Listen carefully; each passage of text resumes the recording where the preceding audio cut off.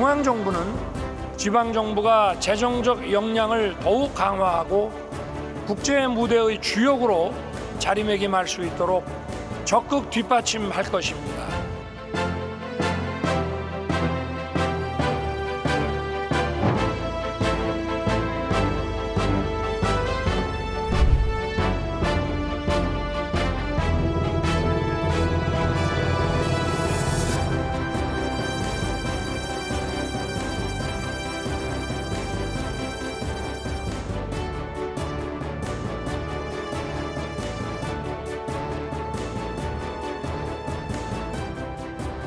시청자 여러분 안녕하십니까? 오늘 생생토론은 KBS 대전 개국 80주년을 맞아 국가 균형 발전의 현재를 점검하고 또 미래를 준비하는 특집으로 준비했습니다. 지방 소멸 위기에 직면한 현실에서 진정한 지방 시대를 열기 위한 지혜와 역량을 모으는 뜻깊은 시간 되길 바랍니다. 그러면 토론에 함께할 분들 소개하겠습니다. 지방시대위원회 우동기 위원장 나오셨습니다. 다음은 최민호 세종시장 자리하셨고요. 안녕하세요. 마지막으로 국토연구원 김태환 원장 직무대행과 함께하겠습니다. 안녕하세요. 네, 바로 이제 토론 들어갈 텐데요. 먼저 우동기 위원장님, 이제 어려운 발걸음 해주셔서 감사드리고요. 네, 안녕하세요. 자, 지난 4월에 이제 국가균형발전위원회가 이제 세종시대를 열었고요. 네. 또 이제 지난 10일이죠. 이제 국가균형발전위원회 또 자치분권위원회가 이제 통합을 해서 지방시대위원회가 출범을 했습니다. 예. 이제 새 출범했는데 먼저 그 소감을 간략하게 말씀해 주시죠. 예, 윤석열 정부가 출범하면서 대한민국 어디서나 살기 좋은 지방시대, 이것을 국정 목표로 설정을 했습니다. 그에 뒤따라서 각 부처에서 분산적으로 시행되어 오던 균형발전 정책과 분권화 정책을 통합해서 이제 정부 차원으로 해서 시작하자는 그런 의미에서 자치분권위원회와 균형발전위원회가 통합이 돼서 지난 10일 날 지방시대위원회로 출범을 하게 되었습니다. 이 준비를 위해서 우리 위원회는 이미 지난 4월에 세종에 자리를 잡게 되었습니다. 이제는 균형발전 정책과 지방정부를 대상으로 분권화 정책이 부처 중심이 아니라 정부 차원에서, 그것도 지방정부 주도적 차원에서 균형발전 정책이 시행되는 신호탄이 될 것으로 생각을 합니다. 네. 이와 함께 KBS 대전 개국 80주년을 축하드리고, 이 자리를 빌어서 이 지역의 시청자 여러분께도 축하 인사를 함께 전합니다. 고맙습니다. 네, 위원장님 고맙습니다. 지금 말씀하신 거 보면 이제 각 부처별로 시행하던 그런 균형발전 정책을 이제 지방시대위원회 총괄한다. 예. 그런 의미를 말씀하셨는데, 그럼 사실 이제 컨트롤 타워 역할을 하게 된다, 뭐 그런 의미가 있는 건가요? 예, 부처 간에 분산되어 있는 정책들을 통합하고 또 조정하고 하는 그런 역할을 우리 지방시대위원회가 하게 될 것입니다. 특히 이번 지방시대위원회 출범에는 그동안 균형발전 정책의 핵심적 부서가 아니었던 교육부가 핵심적 부서로 참여를 하게 된 것이 큰 의미가 있고요. 네. 또 몇 개 부처를 제외하고는 정부 부처의 장관들이 당연직 위원으로 또 참여를 하게 되었습니다. 네. 그것이 아마 특징적인 사항이 아닌가 생각을 합니다. 네. 이제 지방시대위원회가 출범하면서 이제 지방시대 실현을 위한 이제 구심점이 마련됐다. 좀 이런 의미도 좀 부여할 수 있을 것 같은데, 자, 세종시장님 나오셨는데 사실 지방시대위원회 출범 이 과정에서 또 세종시도 많이 노력을 하신 걸로 알고 있습니다. 좀 어떤 기대를 좀 하고 계신가요? 이번 지방시대위원회가 엊그제 출범을 했습니다만 세종시에 입지를 하게 된 것을 시민과 함께 대단히 환영을 합니다. 그러나 세종시라는 도시 자체가 균형 발전과 지방 분권이라는 상징적인 도시로 건설이 시작이 됐죠. 네. 만약에 세종시가 이 균형 발전에 있어서 또는 지방 분권에 있어서 실패를 한다면 이건 국가 균형 발전 정책 자체가 표류할 가능성이 있는 도시라고 저는 생각합니다. 네. 그렇기 때문에 지방시대위원회의 기관을 하나 세종시에 입지했다가 중요한 게 아니고 지방시대는 시대를 세종시가 맞이했다. 균형 발전의 시대를 맞이했다. 이렇게 저는 해석하고 있고요. 네. 세종시가 노력해서 지방시대위원회가 입지됐다. 저는 뭐 그렇게 생각하지 않고 이건 오로지 윤석열 대통령의 결단이고 의지입니다. 네. 그 세종시의 말하자면 지방시대위원회를 입지시킴으로써 세종시로 상징되는 대한민국의 지방시대, 또 균형발전, 지방분권을 더 가속화시키겠다, 완성시키겠다. 그런 의지로 저희들은 받아들이고 있습니다. 네. 자, 그런데 이제 우동규 위원장님 궁금한 게 좀 있는데요. 이제 균형 발전이라는 거는 뭐 예전에 보면 이제 노무현 대통령, 전 대통령 때부터 역대 정부마다 아무튼 추진을 했었단 말이에요. 그런데 지금 보면 뭐 이제 시군 지역 그런 데는 지방 소멸을 걱정할 정도로 좀 계속 쪼그라드는 상황인데 과거 균형 발전 정책은 그럼 실패했다 이렇게 봐야 되는 건가요? 글쎄요, 실패라는 얘기하고 노무현 정부 때만 시작된 거죠. 실제로 균형발전 정책은 1970년대 후반부터 예. 박정희 대통령 때부터 시작이 되었습니다. 네. 제2차 국토종합개발계획, 또 균형발전 정책의 핵심 입법인 수도권 정기계획법, 이런 등등이 그때부터 수도권에 집중되는 인구 집중과 산업 경제 활동의 집중을 염려를 해서 다양한 정책들을 펴왔죠. 네.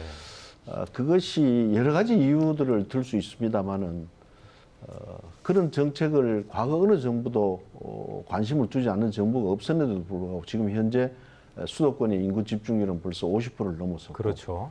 세계 어느 곳에 어느 나라를 비교하더라도 유례가 없을 정도의 그런 집중도입니다. 그것은 한마디로 정리를 하면은 그동안 열심히 해왔지만 이것이 중앙정부 주도의 균형발전 정책의 한계가 아니었느냐. 네.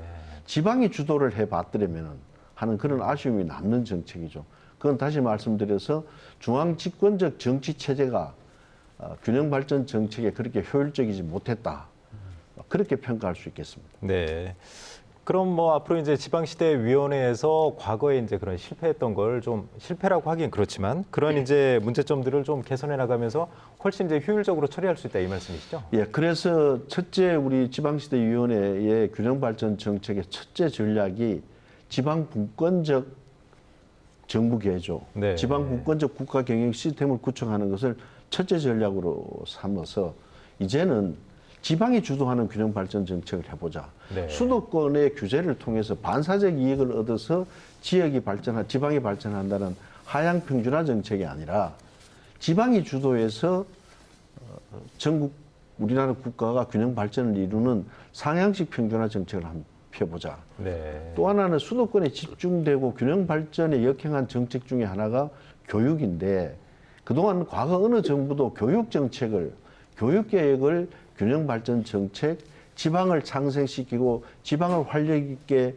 만드는 정책으로 활용해 본 정부가 없었습니다. 네. 그래서 이 정부에서는 균형 발전 정책의 핵심 정책으로 교육 계획을 설정했다. 네. 이거는 큰 의의가 있다고 봅니다. 알겠습니다. 자, 국토연구원에서 이제 김태환 부원장님도 나오셨어요. 이제 우동기 위원장님도 지금 설명을 하셨는데 그 부원장님은 이제 균형 발전 정책에 대해서는 좀 어떻게 평가를 하고 계세요? 예, 먼저 저는 이 오늘 논의의 주제인 지역 격차에 대해서 그 의미에 대해서 먼저 말씀을 드리고자 합니다. 사실 우리 국토가 골고루 다 발전하고 그리고 우리 국민들이 어디에 살더라도 최소한의 여건을 누리면서 자기를 실현해 나가는 것은 국가의 책무이자 또 우리 헌법에도 보장된 그런 권리라고 할 수가 있겠습니다. 네. 그렇기 때문에 역대 정부에서는 계속 우리 균형발전 정책들을 시행을 해 왔었죠. 그리고 나름대로의 성과는 있었고요. 그러나 이제 다 잘 아시는 바와 같이 지금 최근의 수도권의 쏠림 현상이 점점 심화되어 나가는 그런 경지에 이르렀습니다. 그렇죠. 예. 그래서 균형발전 정책이 그럼 지난 모든 국가의 균형발전 정책의 노력들이 실패였느냐 이렇게 말할 수는 없다고 생각합니다. 네. 나름대로의 성과도 있었고 또 최소한의 그런 노력들을 계속 해왔는데 그럼 왜 이런 상황에 당도하게 되었냐 했을 때 저는 균형발전 정책만의 정책이 역부족이었다 이렇게 생각하고 있습니다. 네. 그래서 국정의 여러 방향들이 다 우리 국토의 고른 발전을 위해서 좀 모아져야 되고 위원장님 말씀하셨습니다만 좀 더 획기적이고 좀 더 가감한 그런 정책적인 노력이 필요하다 하는 것들을 말씀드릴 수가 있겠습니다. 네. 알겠습니다. 자, 그 최민호 시장님도 나오셨는데 이제 그 국토 균형 발전하면 세종시 좀 상징적이지 않습니까? 세종시 하면 이제 네. 균형 발전이 딱 떠오를 정도인데 최근에 시장님이 이제 또 묵직한 화두를 던지셨어요. 이제 행정수도 명문화 개헌을 좀 추진하겠다 이렇게 좀 제안을 하셨는데 자, 그거 명문화 개헌 추진하는 게 이제 균형 발전하고 어떤 관계가 있는지 한번 설명을 좀 해주시죠. 그 세종시가 출범한 지 10년이 지났습니다. 그렇죠. 10년 만에 국가균형 발전 정책이 성공했다 안 했다라고 단정할 수는 없는 짧은 기간이기는 합니다만 어떤 일련의 추세를 우리가 볼 수는 있는 건데 지금 세종시 인구가 처음에 한 8만이었다가 지금 40만으로 됐습니다. 한 26만 명이 우리가 그 인구가 증가했다고 보는데 그러면 수도권 인구를 분산하기 위해서 만든 세종시에 수도권 인구는 얼마나 오셨냐를 10년 동안의 통계를 보면 6만 2천 명이 왔습니다. 네. 우리 26만 명 중에서 오히려 충청권 인구가 63%로 이동을 했고요. 수도권 인구는 23%, 6만 명 정도 이렇게밖에 이동이 안 했다라는 것이고. 그러니까 원래 구상했던 취지하고는 좀 다른 거네요, 그죠? 이 성과를 못 얻고 있다는 거죠. 네. 더더구나 우리 공무원들이 이동한 숫자를 보면 약 2만 명이 네. 국책연구기관 포함해서 한 2만 1,000명 정도 되는데 2만 1,000명 가족을 하면 6만 명 되지 않겠습니까? 그렇겠네요. 그렇다면 결국은 공무원 이외에는 아무도 네. 지금 수도권에서는 이전하지 않았다. 이렇게 봐도 좋지 않은가 생각합니다. 반면에 수도권 인구는 그러면 10년 동안에 어떻게 변화했느냐. 놀랍게도 수도권 인구는 2012년 처음 출범할 때보다 지금 오히려 85만 명이 늘었습니다. 수도권 집중화가 더 이제 심화되고 있는 거죠. 네. 물론 서울은 좀 줄었습니다만은 이거는 무엇을 보여주고 있는가라는 문제에 있어서 수도권 인구는 지금 꿈쩍도 않고 있다는 거죠. 네. 수도권 집중 현상이 완화되지 않고 있다는 것을 세종시의 10년 동안에 어마어마한 재원을 쏟아부었지만 별 효과가 없었다라고 우리가 지금 현재로서 볼 수 있는 문제인데 네. 그렇다면 계속 이대로 가도 되는 것이냐라는 문제를 생각해 볼 때 저는 세종시가 그저 그 행정 중심 복합 도시로서 그리고 대통령 집무실도 여전히 서울에 있고 그리고 국회도 여전히 서울에 있다면 지금 가장 중요한 대통령 집무실과 국회가 움직이지 않으면서 인구가 움직이를 바란다는 것은 매우 어렵다. 그렇겠네요. 그런데 네. 대통령 집무실과 국회를 옮기기 위해서는 헌법을 개헌하지 않으면 옮길 수가 없게 돼 있습니다. 네. 관습법상 헌법상의 문제이기 때문에 위헌 판결을 한번 받았었죠. 그렇습니다. 그렇다면 세종시의 애초 취지에 맞게 이제는 헌법을 개헌해서라도 행정수도 내지는 수도를 이전하는 그런 논의가 본격적으로 다시 시작되어야 한다라는 네. 생각을 하고 있고요. 이것은 반드시 세종시의 어떤 법적 지위를 확실하게 해달라는 차원을 뛰어넘어서 우리나라 국가 발전에 있어서 지방분권 균형 발전의 방향성을 나타내는 문제라고 생각을 해서 그렇겠네요. 저는 세종시가 제2의 수도권이 될 수 있는 충청권의 메가시티를 건설하기 위한 헌법 개헌을 통한 행정수도가 되어야 된다. 이렇게 판단을 하고 주장을 하는 것입니다. 네. 현 정부 들어서 아무튼 이제 지역 균형 발전을 지금 아주 강조하고 있고 또 이제 그 명문화 개헌까지 좀 추진이 잘 되면 좀 더 이제 효과적으로 좀 이루어지지 않을까 싶은데요. 자, 우동기 위원장님 이제 지방시대위원회 출범도 큰 성과이긴 하지만 5월달에 이제 국회에서도 좀 반가운 소식이 있었습니다. 네. 이제 지역균형발전 특별법이 좀 통과를 했다는 겁니다. 이 특별법 통과 어떤 의미가 있다고 좀 볼 수 있을까요? 예, 그 법이 통과가 돼서 이제 자치분권위원회와 균형발전위원회가 이제 통합하게 되어서 그렇죠. 예, 지방시대위원회 출범을 하게 됐는데 윤석열 정부 출범하고 거의 1년이 가까이 되어 왔습니다만 그 법이 통과되는데 굉장한 난항들이 있었고 결국은 한 외다리 법밖에 되지 않았다. 네. 그 중에 보통 이제 자문위원회 관련법은 절차법입니다만은 우리 자치분권과 지역균형발전특별법은 심의의결법이고 프로젝트 자체를 가지고 있습니다. 네. 그래서 분권을 또 선언하는 의미도 있지만 거기에 기회발전특구, 지방의 산업 생태계를 획기적으로 바꿀 수 있는 기회발전특구의 모법 조항이 거기에 들어있고 또 하나는 그렇죠. 교육 문제를 해결하지 않으면은 근본적으로 수도권의 집중 현상을 막을 수가 없고 네. 또 그것은 지방이 창생하기 어렵다는 그런 문제의식을 가지고 교육 자유특구라는 정책이 들어 있었습니다. 네. 그런데 이것이 결과적으로는 야당이 반대로 교육자유특구가 누락된 채 이 법이 통과가 됐습니다. 네. 그래서 이 부분이 대단히 아쉬운 부분입니다만은 아마 기회발전특구부터 이제 시행이 되면은 지방에 새로운 AI를 중심으로 새로운 산업 생태계가 구축될 것으로 그렇게 기대를 하고 있고요. 교육 문제는 비록 그 교육자유특구법 자체는 통과가 되지 못해서 이걸 종합적으로 추진하는 데는 한계가 있습니다만 네. 이미 이 교육부가 중심이 되어서 사교육 없는 공교육 그것을 위해서 이권 카르텔의 문제라든지 수능의 문제라든지 이런 부분을 벌써 추진을 시작을 했습니다. 네. 그래서 법률 통과 이전이라도 시행령이나 또 정부 정책을 통해서 할 수 있는 부분은 적극적으로 추진해 나갈 그런 계획으로 있습니다. 위원장님이 아무래도 이제 대학교 총장 출신이시다 보니까 교육 쪽에 좀 관심이 많으실 것 같아요, 확실히. 예, 뭐 교육감도 했고요. 교육의 문제는 정말 대단히 아쉬웠던 것이 과거 정부에서 균형발전 정책과 수도권의 집중 요인을 교육 문제에 뒀더라면 네. 또 수도권에서 급등했던 우리 부동산 가격 앙등, 부동산이 얼마나 우리 지역 그 국가 경제에 사회적 해악을 가져왔느냐. 이 문제를 좀 더 교육 문제에서 찾으려고 노력했으면은 이러한 어려움들은 없었지 않겠느냐. 그런 면에서 대단한 아쉬움이 많고요. 네. 또 지방자치는 일반자치와 교육자치 두 추로 돼 있는데 그렇죠. 그동안 지방자치 하면은 교육자치는 잊혀지고 일반자치만 부각되는 이런 관계로 있다가 보니까 교육 개혁이 충분히 이루어지기 어려운 그런 풍토였다. 그렇게 판단을 하고 있습니다. 네, 알겠습니다. 자, 김태환 부원장님, 지금 우동기 위원장님은 좀 아쉬운 점도 말씀을 하셨어요. 이제 교육발전특구 부분이 이제 빠진 것 때문에. 하지만 기회발전특구라는 것 때문에 자치단체, 특히 지방에서는 기대가 좀 엄청 크거든요.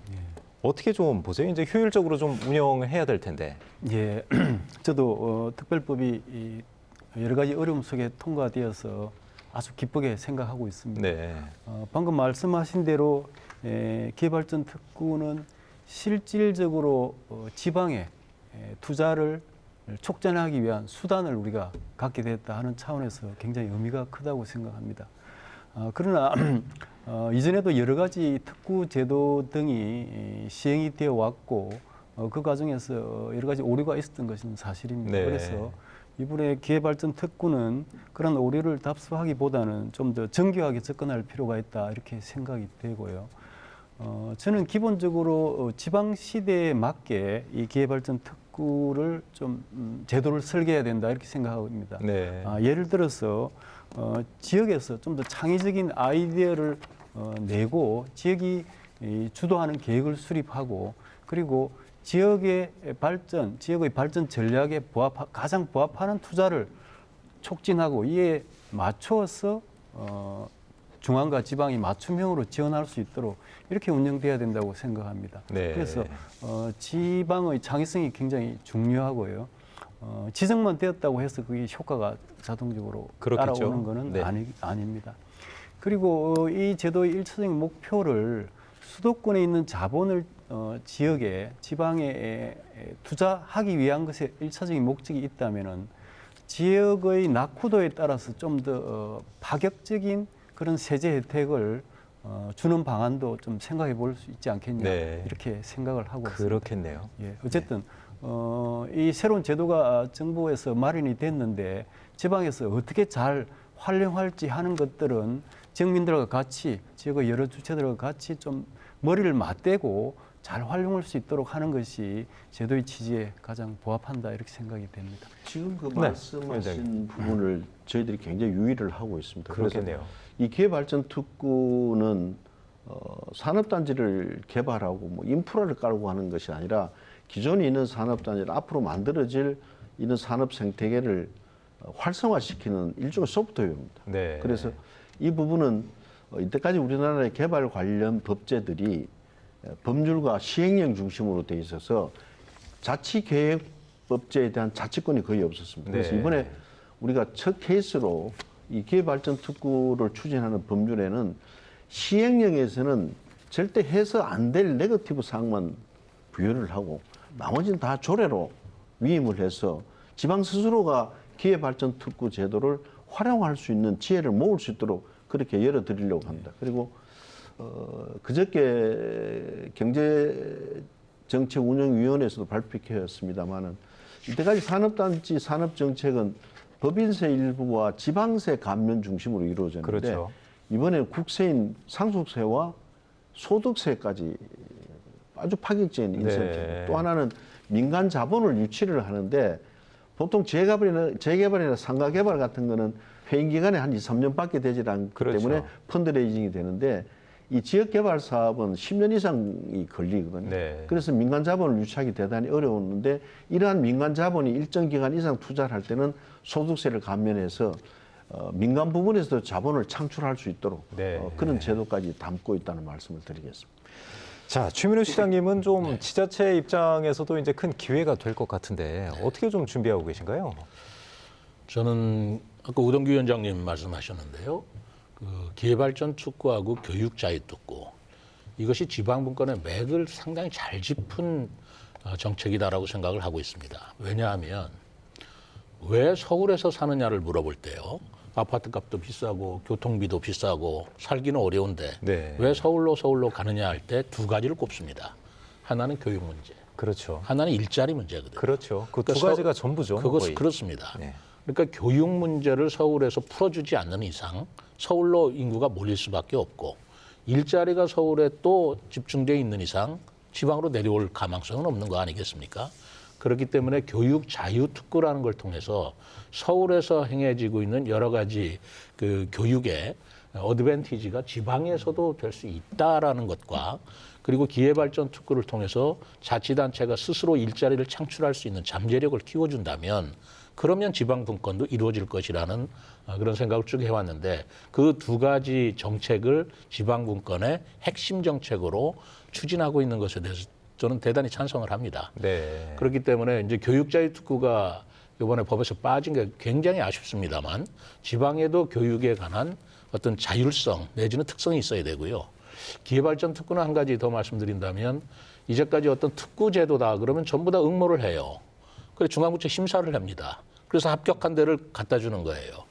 그러니까 이 자체도 중앙 집권식이 돼 있는데 지금 지방시대위원장님께서 말씀하신 대로 자치단체에서 스스로 선별하고 중앙에서는 네거티브 하지 않을 것만 한다는 것은 자치단체에 굉장히 그 자율성을 주는 것이라고 생각하고 있기 때문에 굉장히 바람직하다고 생각합니다. 네. 저희 세종시에서도 중앙부처가 있고 국책연구기관이 있기 때문에 이 사이버 보안 문제가 굉장히 중요하거든요. 네네. 그래서 사이버 보안을 국제적으로 우리나라뿐만 아니라 국제적인 경쟁력을 갖춘 도시로 육성하고 그런 인재를 키워야 되겠다라고 생각해서 이 부분을 기회발전 특구로 지정받기 위해서 노력을 하고 있습니다. 알겠습니다.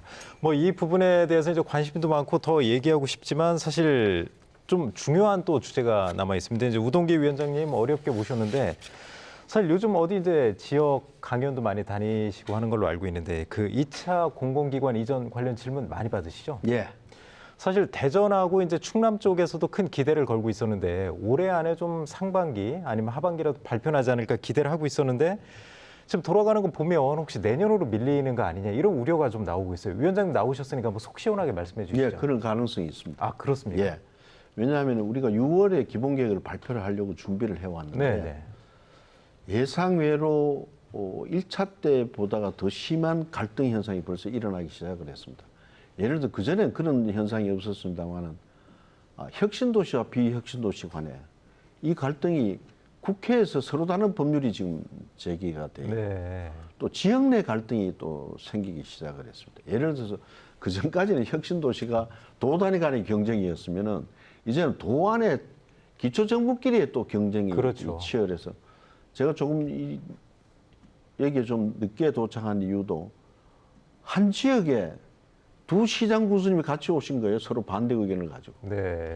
이런 현상이 생기고 여러 가지 또 정치 일정을 고려를 했을 때 야, 이 부분이 합리적 결정을 하려면 또 합의를 얻어가는 과정을 겪으려면은 좀 더 치밀한 계획과 좀 더 치밀한 준비가 필요하겠다. 네. 그래서 이런 부분들은 결국 갈등을 최소화시키는 전제가 되어야 합리적 의사결정도 가능하기 때문에 이 부분은 여러 가지를 지금 고민을 하면서 내년으로 넘기는 방안까지 넣어서 지금 정부가 함께 머리를 맞대고 있습니다. 네. 이전하는 거는 틀림없다는 사실 말씀드리고, 이래 되니까 이제 공공기관 이전은 지난 정부 때 하다가 뭐 말도 없이 없어졌는데 네. 희망 고문하는 거 아니냐.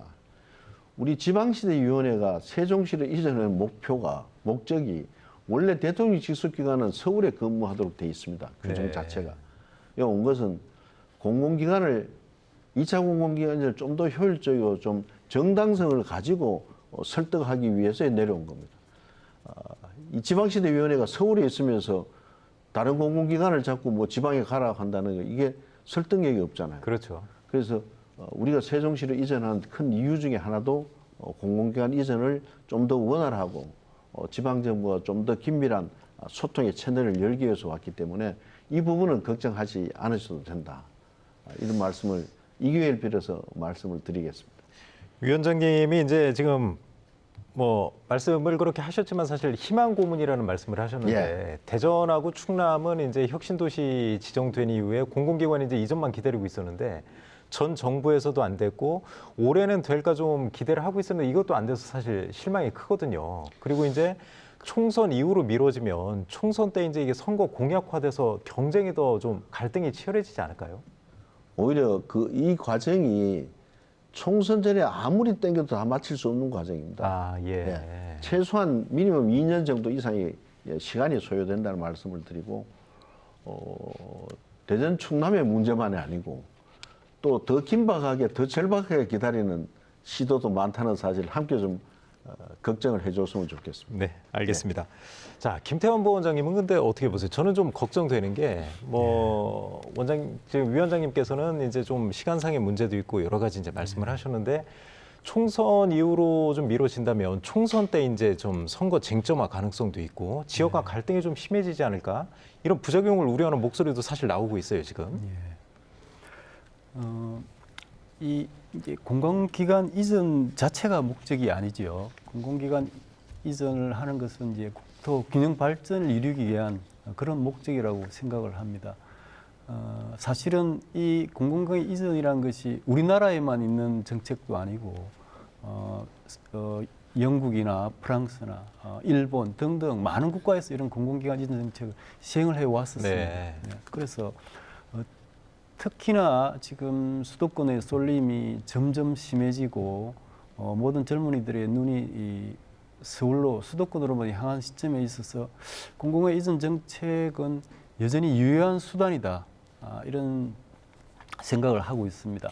그러나 공공의 이전과 관련해서 여러 가지 갈등이나 이런 것들이 많이 생기는데 저는 그 좀 본질을 우리가 생각을 하고 그에 대한 대비를 하는 것이 어떻게 했냐 이렇게 생각합니다. 네. 무슨 말씀이냐 하면은 공공기관 이전을 하고 왜 우리 지역의 공공기관을 유치하고 이전을 시키려고 하는가 하는 것에 대해서 좀 더 깊은 고민이 있어야 된다 하는 것이죠.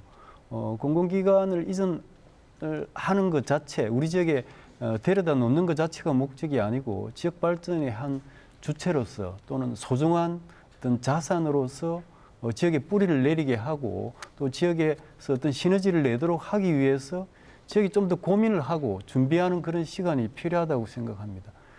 중앙정부 입장에서도 공공기관을 지역별로 나누기식으로 분산하는 것이 답이 아니다고 다 이미 평가가 되어 있습니다. 그러면 네. 좀 더 효율적으로 이런 것들을 시행하기 위해서는 지역에서 좀 준비가 있어야 된다 이렇게 생각합니다. 네. 공공기관을 유치를 하면 우리 지역에 이런 장점이 있고 이렇게 활용할 거고 이렇게 우리 지역의 특화 발전을 위해 노력하겠다 하는 것들이 논의가 되고 토론이 되고 합리적으로 배치가 되는 그런 기간이 좀 있어야 되지 않겠냐 생각이 들고 지역에서 좀 더 강한 책임성을 가진 이전 정책이 되기를 저는 희망하고 있습니다.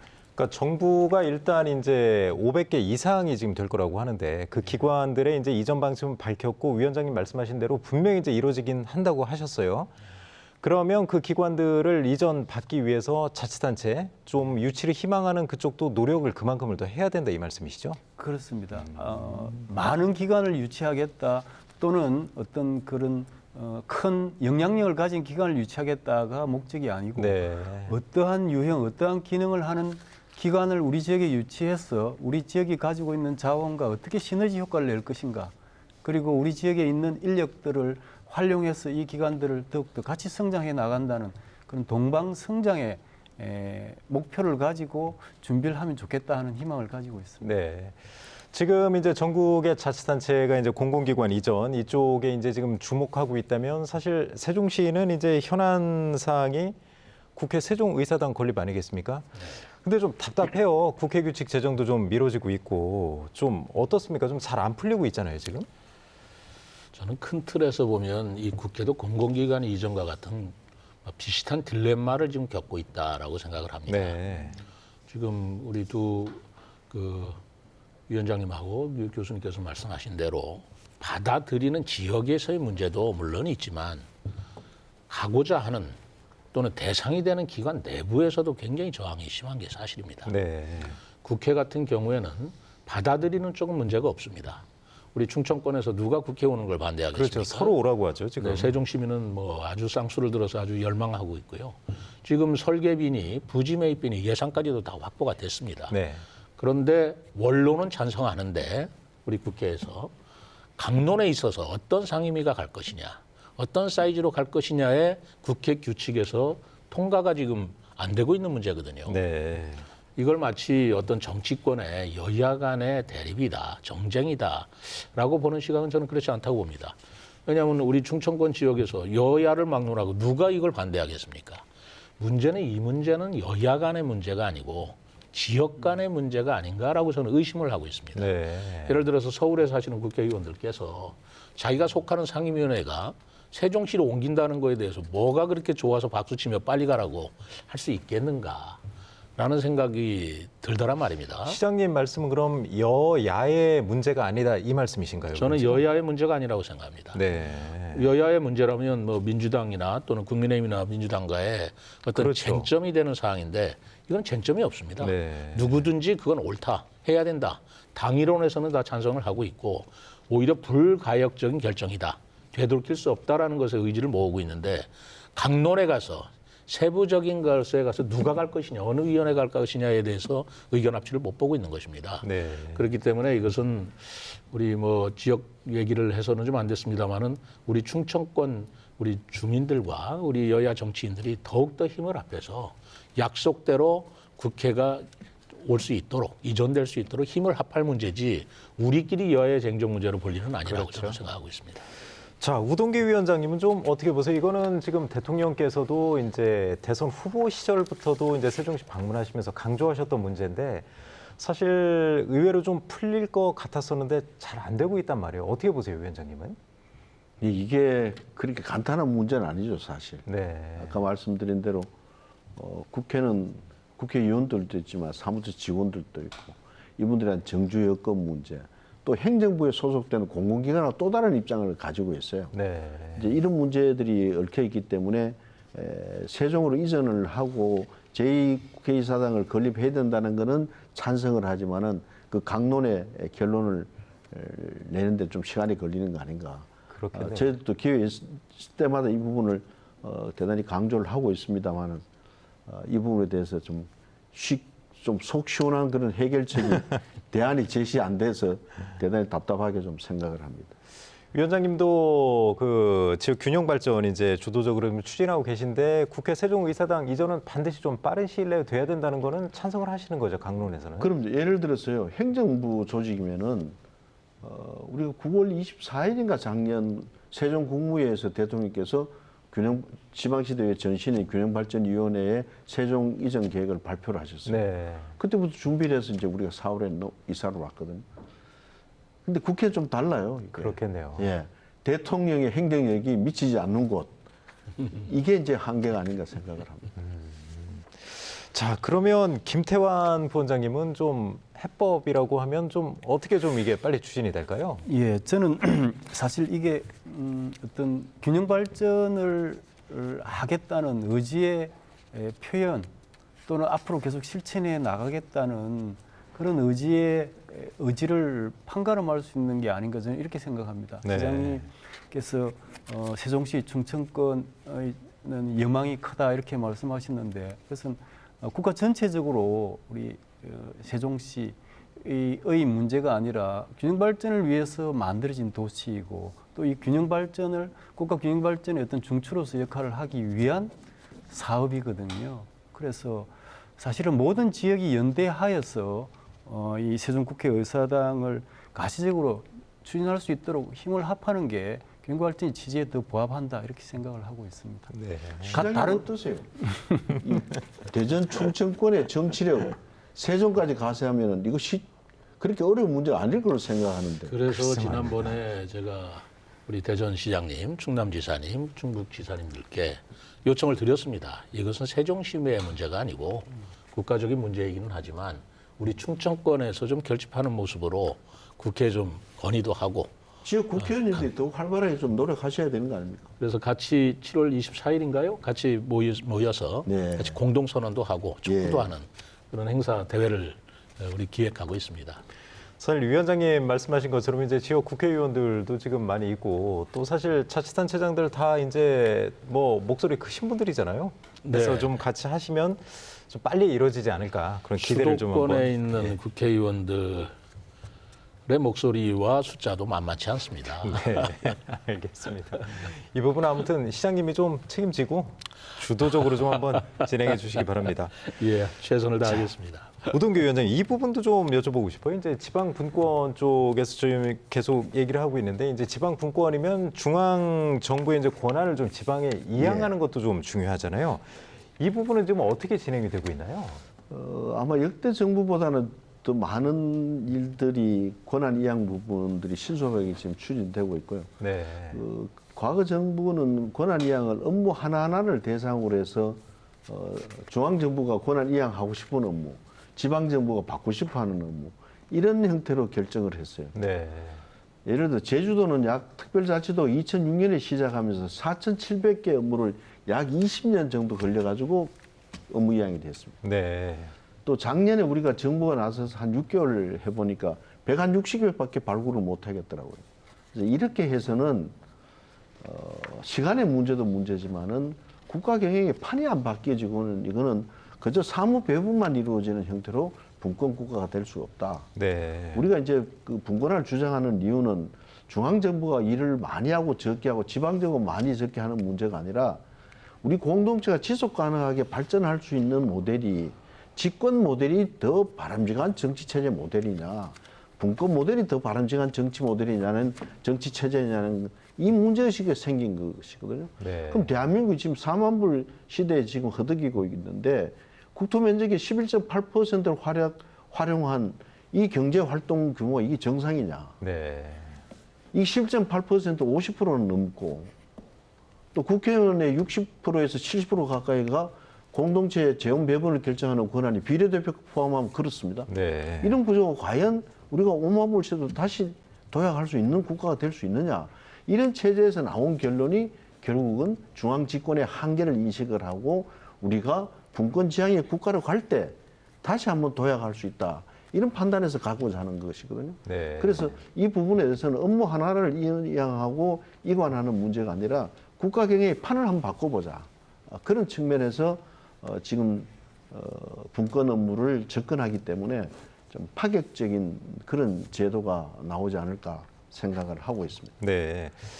위원장님이 이제 그 부분 말씀을 하셨는데 사실 시장님 어떻습니까? 지방에서 보기에는 이제 지방으로 권한이 온다고 하더라도 그에 맞는 이제 행정적 또 재정적 지원도 좀 있어야 되잖아요. 저는 프레임을 이제 바꿀 때가 됐다고 생각합니다. 우리가 회고해 보면 1980년대 우리 국가 그 건설의 아주 가장 이상적인 목표를 수출 100억 불, 네. 그리고 국민소득 1000불로 삼은 때가 있었어요. 그렇죠. 근데 불과 지금 한 40년, 45년 정도 지났는데 지금 국가 전체가 달성하고자 했던 수출 100억 불을 충남도 혼자서 200억 불 가까이 하고 있습니다. 그렇다면 그 당시에 국가가 할 수 있는 역량을 충남도 혼자가 지금 할 수 있다라는 그 역량도 많이 커졌다라고 우리가 인정을 해야 되거든요. 네. 그런데 80년대나 지금이나 여전히 중앙 집권 그리고 지방은 아직 역량이 안 된다. 이런 생각에 빠져 있는 이상 지방 분권은 이루어지기 어렵죠.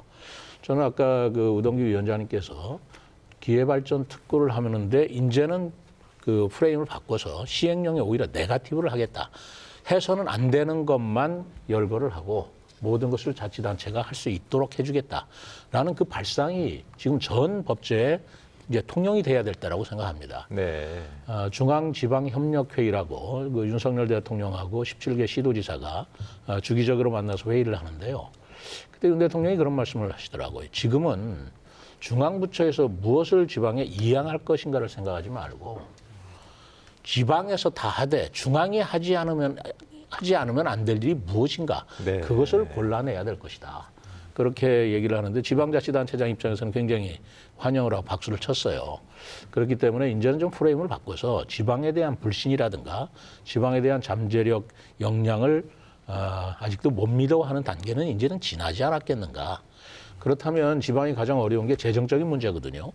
근데 재정적인 문제라는 게 결국은 지방의 세금이 중앙에서 국가에서 걷어가지고 나눠주기 때문에 문제인데 지방이 걷는 세금은 지방에 쓰게 하고 다만 그 지역 간의 재정력의 격차가 있기 때문에 그것만을 조정하는 것을 국가가 조정하는 그런 기능으로 바꿔주는 그 지방이 먼저 의사를 결정하고 책임을 지게 하고 국가가 나중에 사후를 조정해주는 그런 프레임으로 바꿀 때가 오지 않았나. 그래야만 지방 분권의 시대가 비로소 열린다. 저는 그렇게 생각을 하고 있습니다. 네. 그 김태환 부원장님은 이 부분에 대해서 이제 실질적인 지방 분권 이루려면 좀 어떤 식으로 가야 될지 어떻게 생각하세요?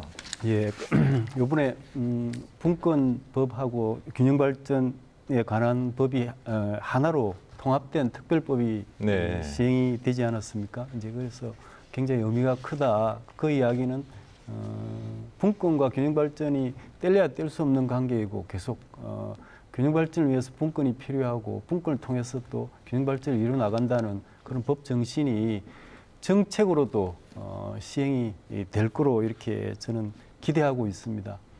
사실 지역 발전에 있어서 가장 일차적인 책임을 지고 있는 지방자치단체의 그 권한을 일치시켜 나가는 것은 뭐 이론의 여지가 없습니다. 네. 그러나 이제 여러 가지 분권과 관련해서 여러 가지 그 허들들이 많이 있는데 좀 더 점진적이고 좀 단계적인 그런 전략들을 우리가 좀 더 많이 치밀하게 준비를 하는 게 필요하다 생각이 됩니다. 예를 들어서 지금 우리 세종, 충남, 대전 이 충청권의 경우에 있어도 굉장히 이 지역 간의 연계가 커지고 있고 또 살고 있는 시민들이나 주민들의 생활권, 경쟁권은 행정구역을 이미 넘어가고 있습니다. 네. 그래서 분권을 우리가 고려함에 있어서도 이런 여건의 변화에 따라서 지역 간의 협력들이 필요하고 지역 간의 공동 발전을 위해서 필요한 권한 같은 것들을 우선적으로 한번 시험적으로 분권을 시행을 하고 또 그래서 각 지자체의 자치 역량들이 통합적인 발전을 위한 그런 자치 역량들이 형성될 수 있도록 이렇게 분권을 시행하는 것이 좀 단계적으로 네. 전략적으로 접근하는 것이 어떻겠냐 저는 그렇게 생각을 하고 있습니다. 알겠습니다. 대목에 대해서 예. 바로 그런 것들을 테스트베드 시티로서 세종시를 우리가 만드는 거 아니겠습니까? 네. 그러니까 규제 완화라든가 여러 가지 특례를 세종시에 시험을 해보고 그것이 전국적으로 뭐 확산되는 그런 시험적인 그런 제도 실험을 해보자고 만든 건데 10년이 지났습니다만은 세종시가 할 수 있는 자율성이 거의 없습니다. 그 특례법 조항이 30조밖에 안 되거든요. 제주도는 480조고. 아, 그렇겠네요. 그리고 이번에 강원 특별자치도가 생겼습니다만 거기는 84개 조항의 특례가 있습니다. 네. 그런데 국가 균형 발전과 지방 분권의 상징 도시라고 하는 세종시의 특례는 30개 조밖에 안 된다. 이것은 좀 벌써 10년이라는 세월에 우리가 너무 안주해버렸다라는 생각이 들어서 저는 이 세종시 특례라는 것, 국가 발전의 큰 틀 안에서의 그 지방자치단체의 특례 제도를 모색하는 그런 연구를 지금 시작했습니다. 알겠습니다. 지금 이제 지역 균형 발전에 대해서 얘기를 하고 있는데 이제 공통적으로 말씀하신 부분이 이제 대학교의 역할도 지방대 특히 그 역할도 좀 강조하신 것 같은데 위원장님은 아무래도 이제 교육계에서 오래 몸담으셔서 그 부분에 대해서 특히 이제 강조를 하고 계신 것 같은데 근데 현실을 보면 지방대 사정이 지금 점점 어려워지고 있어요. 앞으로 좀 어떤 역할을 해야지 이제 지방시대 혁신을 좀 이끌 수 있을까요? 지방 대학들이. 예, 물론 인구가 출생률가 줄어들어서 지방 대학이 정원을 못 채우고 이런 물리적 변화는 이미 예견된 일입니다. 그런 차원에서 지방 대학의 문제가 시급하고 또 이것이 소멸이냐 아니냐는 것을 문제가 논의되는 것이 아니라 대학의 그 기능 자체가 이제 없어지게 되면 네. 대학이라는 것은 지식과 정보를 산출하는 일종의 이 지식과 정보의 공장이나 다름없어요. 그렇죠. 근데 그것이 가장 그 지역에서 필요한 지식과 정보를 창출할 수 있는 그 기능이 없어질 때 우리 지역 소멸과 함께 맞물려 돌아간다면은 우리 공동체의 미래는 없는 것이 아니냐. 네. 그런 차원에서 지방대학의 문제를 좀 더 다른 측면에서 이것을 봤으면 좋겠다. 대학들 설립해가지고 학생 수 줄어들면 대학이 없어지는 거 마찬가지지. 그것이 무슨 국가가 해결해야 될 일이냐. 이런 차원의 문제가 아니라 대학이 하나 소멸된다면은 그 대학의 소멸로 인해서 지역이 받아들일 수 있는 지식과 정보가 얼마나 없어져 버리고 소멸될 것인가. 그렇죠. 그런 차원에서 지역사회가 함께 걱정해야 되지 않느냐. 이제 그런 정책을 받아들여서 지금 부처 중에서 가장 지방 친화적 교육 정책, 지방 친화적 정책을 많이 만들고 지금 시행하는 부서가 교육부가 되었습니다. 네. 예전과는 전혀 다른 모습이죠. 가장 집권적인 부서가 가장 분권적인 부서가 되었다. 네. 그래서 균형 발전 정책의 가장 선두 부서로 지금 교육부가 역할을 하고 있기 때문에 여기에 맞춰서 지방 대학이나 지역 사회가 함께 에너지를 모아 주셨으면 하는 바람입니다. 최근에 교육부가 추진하는 그 글로컬 대학 사업, 그것도 이제 비슷한 그런 연장선으로 좀 봐도 그렇습니다. 될까요? 예, 예. 네, 알겠습니다. 세계에서 고등교육 정책을 지방에다가 위임해 준 예가 없었습니다. 네, 이것을 우리나라에서 이제 고등교육 정책은 지방에서 고등교육 정책을 관장하도록 하는 분권적 의미로서 대단히 큰 의미죠. 네. 예. 그 라이스 알겠습니다. 체계라고 요즘은 그럼 그 교육계에서 얘기하고 있거든요. 네. 그러니까 리지널 이노베이션인데 그 사실은 그런 때가 왔다고 생각을 합니다.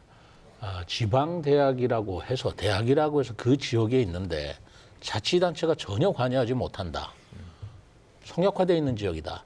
이거는 안 맞는 거 아니냐. 네. 그래서 지역 혁신 중심의 그런 대학 운영 체계가 필요하다고 봅니다. 알겠습니다. 자, 오늘 뭐 여러 가지 이제 말씀 나누는데 사실 이제 더 이제 여쭤보고 싶은 게 많은데 벌써 이제 시간이 거의 끝났어요. 이제 저희가 오늘 토론을 마련한 게 바로 내일이 저희 KBS 대전방송 종국 이제 개국 80주년이거든요. 그래서 이제 특집으로 마련했는데 마지막으로 아주 짧게 뭐 30초씩만 저희 이제 언론의 역할이라든가 아니면 KBS에 좀 바라는 점 짧게 좀 한번 위원장님부터 말씀해 주시죠. 예, 다시 한번 KBS 대전 개국 80주년을 축하드립니다. KBS의 역할은 또 공영방송으로서 역할도 있지만은 지방에서 지방 정부를 견제하는 역할도 중차대합니다. 지방 정부가 스스로의 권한과 함께 책무성도 발휘될 수 있도록 언론과 함께 발전하기를 기대합니다. 네, 감사합니다. 고맙습니다. 자, 시장님도 한 20초만 말씀해 주시죠. 예, 80주년 축하드리고요. KBS가 이제까지 공영방송으로서 온 국민에게 유익한 정보를 제공할 수 있는 그리고 지적을 해줄 수 있는 방송으로 거듭 발전하기를 축복합니다. 자, 김태환 부원장님도 예. 저는 세종시로 이사를 하고 난 이후로 KBS를 통해서 지역의 생생한 정보를 아주 많이 접하고 있습니다. 그래서 수도권적인 사고를 제가 하고 있구나 하는 것들을 많이 느꼈는데 KBS가 여전히 지역 여론의 창구로서 그리고 또 지역이 발전해 나가야 될 방향에 대한 총의를 서로 만들어 나가는 그런 역할들을 계속 해 나가서 지역 발전이 큰 주체로서 계속 담당하기를 희망하고 있습니다. 네, 세 분 모두 말씀 감사드립니다. 자, KBS 대전 개국 80주년을 맞아 특집으로 함께한 생생토론 여기서 마치겠습니다. 앞으로도 지역사회에 필요한 폭넓은 담론을 형성하는 등 지역민들의 기대에 부응하기 위해서 더욱더 노력하겠습니다. 자, 토론에 함께하신 세 분 모두 감사드리고요. 시청자 여러분 고맙습니다.